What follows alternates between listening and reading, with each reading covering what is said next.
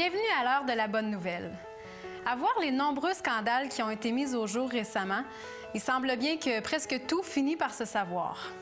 Tant de choses mauvaises se font dans le secret, mais c'est une fois dévoilé que les scandales naissent. Mais pourquoi sommes-nous témoins d'autant de scandales? C'est parce qu'il n'y a plus d'honnêteté. Les gens, ils sont plus loyaux non plus.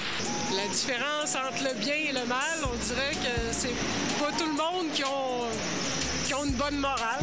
Et il y a beaucoup de manque de respect aussi.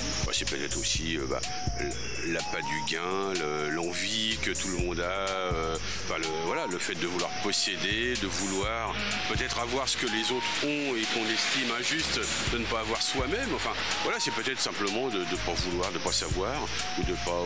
c'est peut-être simplement l'envie, oui. Mais je pense pas qu'il y ait plus de corruption nécessairement maintenant qu'avant. Peut-être c'est juste qu'on en parle plus ou qu'on a un désir de faire du nettoyage.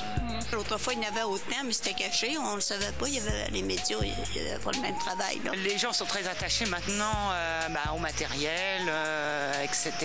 Et donc, c'est peut-être ce qui fait tous ces scandales.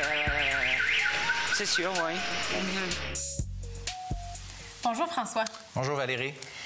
C'est clair, ce qu'on vient d'entendre, c'est que des scandales, il y en a toujours eu, mais que ce seraient les médias qui les mettraient davantage en lumière. Qu'est-ce que t'en penses? Je trouve que c'est un peu vrai parce qu'avant ça, les choses se faisaient et il n'y avait jamais rien qui était comme prouvé, officialisé, de telle sorte qu'il y avait comme des rumeurs qui couraient. On savait que telle personne, on a entendu plein de choses à propos d'elle, mais ça n'a jamais été mis en preuve et les personnes mentaient, donc ça n'a jamais été comme clairement établi. Tandis que maintenant, à cause des caméras, on a des téléphones cellulaires, on a toutes sortes de choses qui font en sorte que les gens sont pris sur le fait. Et là, forcément, ils ne peuvent pas nier. Donc, il y a des choses qui sont dans les ténèbres, mais qui finissent par venir à la lumière.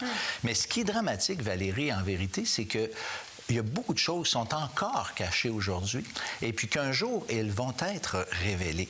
Et ça, c'est peut-être un petit peu dramatique parce que il y a plein de choses que moi, toi, puis chaque être humain, on a fait, on a dit, et puis on ne voit pas l'ampleur que ça a. Et quand ces choses-là vont être mises en lumière, on va peut-être déchanter un petit peu. Là. On va arrêter de viser les autres, puis on va peut-être avoir honte pour nous-mêmes.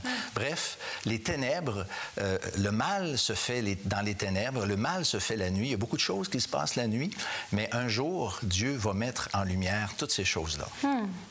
J'espère que ça vous fait réfléchir à la maison et on vous invite d'ailleurs à faire part de vos commentaires en nous écrivant à l'heure de la bonne nouvelle, casier postal 26006, Trois-Rivières, Québec, G8Y7M1 ou par téléphone au 1-866-509-1319 ou encore par courriel à info@hbn.ca.